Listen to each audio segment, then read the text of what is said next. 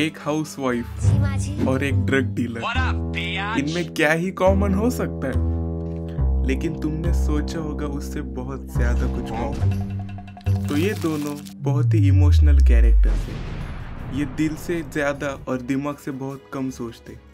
जैसे जेसी guilt, love और anger को उसके डिसीजन को हैंडल करने देता है। जेन के मर जाने पर उसने सारा ब्लेम खुद पर ले लिया और डिप्रेशन में चला गया। And on the other hand Gopi अपने डर और ईमानदारी को उसके डिसीजन को हैंडल करने देती। ये एपिसोड में उसके पास काम होते हुए भी वो कोकिला को ना नहीं बोल पाती। कुछ काम था माँ जी। कहाँ रह गई थी तुम? माँ जी वो मैं काम, वो सारे काम भूल जाओ और जो मैं तुमसे कह रही हूँ उसे ध्यान से सुनो।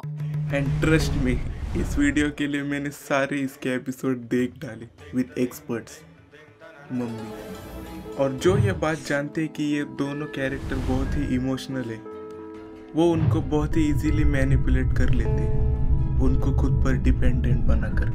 हाँ, दोनों को डिपेंडेंट पर्सनैलिटी डिसऑर्डर है।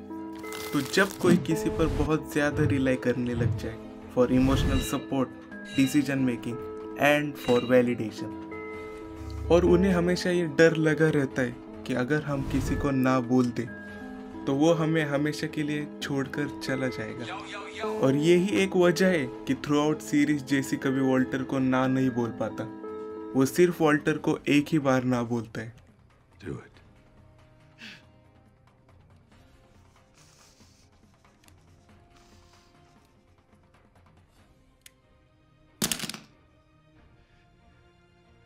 Then do it yourself. लेकिन आयरोनिकली वॉल्टर ही है जिसने जेसी को इंडिपेंडेंट बनाया, जो वो खुद से चाहता भी नहीं था। तो देखो, ह्यूमंस को नॉर्मली फंक्शन करने के लिए ये 5 चीज़ों की ज़रूरत तो होती है। अगर ये 5 नहीं तो एटलीस्ट ये 4 की तो होती है। और जब जेसी वॉल्टर के साथ मिलकर मैथ बनाने लगता है तो उसकी ये 4 नीड्स तो कंप्लीट हो जाती है। और थ्रू आउट द सीरीज उसकी ये 5th नीड भी कंप्लीट हो जाती है। दिस इज ट्रांसफॉर्मेशन ऑफ जेसी। लेकिन ऐसा क्या है जो इन दोनों कैरेक्टर को डिपेंडेंट बनाता है? तो देखो, जब गोपी छोटी थी तभी उसके माता पिता की डेथ हो गई और वो मजबूरन मामा मामी के साथ रहने लगी। और उसके मामी ने उसे एक बोझ की तरह देखा। सो उसे उसके मामी ने स्लेव की तरह ट्रीट किया। और वो जब भी खुद से कुछ नया करने की कोशिश करती थी तो उसे हमेशा डांट दिया जाता था। तो उसे कंडीशन ही ऐसा किया गया था कि सिर्फ कहा गया वैसे ही करो। अगर तुम खुद से कुछ करोगे तो वो एक गलत बात है।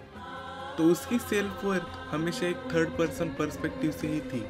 जैसे उन्होंने बताया मुझे वैसे ही करना है, और वैसे भी अगर मैं कुछ खुद से करूँगी तो वो तो गलत ही होना है। मेरे डिसीजन तो हमेशा गलत ही होते हैं। और उसकी शादी के बाद भी थिंग्स एज सच कुछ चेंज नहीं होती। सिर्फ उसकी डिपेंडेंसी मामी से अहम और कोकिला पर शिफ्ट हो जाती। बट अनलाइक जेसी, वो कभी इंडिपेंडेंट बनती ही नहीं है, क्योंकि उसे हमेशा ये लगता था कि उसके कान्हा जी सिर्फ उसकी परीक्षा ले रहे। How sad and depressing it is कि उसके इमोशनल एंकर भी एक भगवान थे जो उससे बात भी नहीं कर सकते थे। कान्हा जी मेरा साथ देना। और जेसी की भी सेम ही स्टोरी है।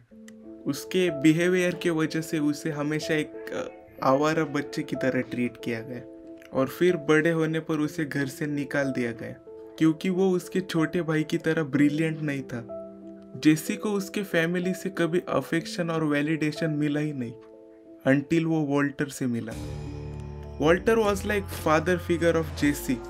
उसने उसे लिमिटेड वैलिडेशन और अफेक्शन दिया, और उसने जेसी के लाइफ में सबसे इम्पोर्टेंट चीज़ दी, एक्सेप्टेंस।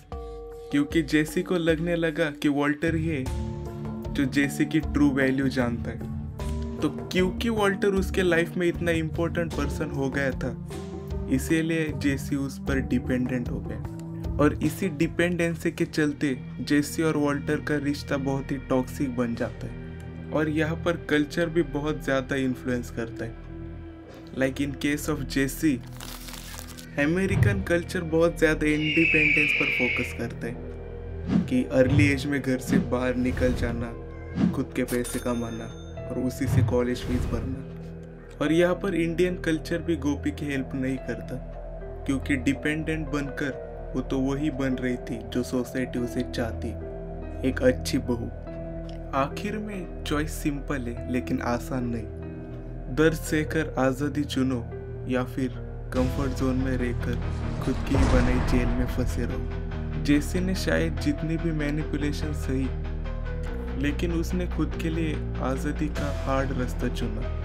लेकिन गोपी, उसे तो ये चॉइस कभी मिली ही नहीं, वो फंसी रह गई परंपराओं की जेल।